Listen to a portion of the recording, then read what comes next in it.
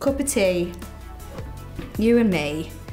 We'll have a little chat. Right, so one of the big questions I get when I go to churches to talk about dating, I'll have a little sip,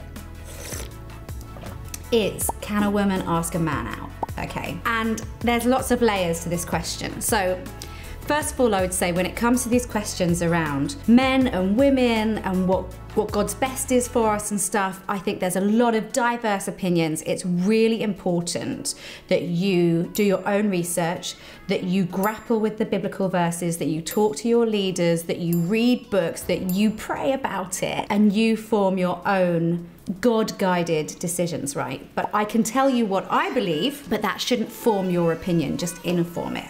Okay, number one. Secondly, yes, you can ask men out. Of course you can.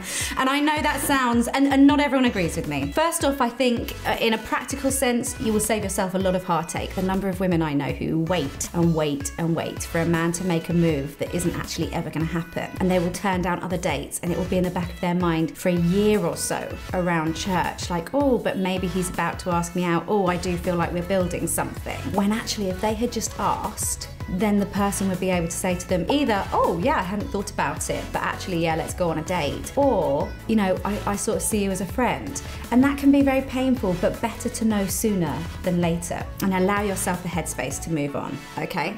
So that's the practical point. Secondly, it's lovely to be pursued. I really like that. And there's a sense of security in knowing that that other person has made a decision that they would like to explore a romantic relationship with you. So then it's just your choice, yes or no, not I do or don't want to pursue a romantic relationship with that person, and then I've got to find out if they do as well.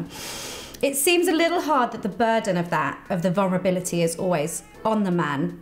But look, I really appreciate it if someone makes a sort of beeline for me and firmly says, I'd love to go out on a date. That said, that is not, I believe, consistently what God expects. I think it's really important to be with someone who is able to make clear decisions, who is able to stand up for what they believe, who is able to be vulnerable about their feelings. And if a man can demonstrate those things by doing something like asking me out, then I find that really, really special, really admirable. But there are so many examples in the Bible of women who take the initiative and when God celebrates that. Right, Ruth went to Boaz, didn't she? And no one's saying like, oh, how dare Ruth, she should have waited for Boaz to come to her. That was a spectacular example of her taking that initiative and making her desires known to a man who was a good man. And that was amazing. Look at the difference Esther made when she defied convention and turned up in front of the king and asked for what she wanted. She saved all the Israelites. Or what about the king's first wife, Vashti? You've got to go back and read Esther, my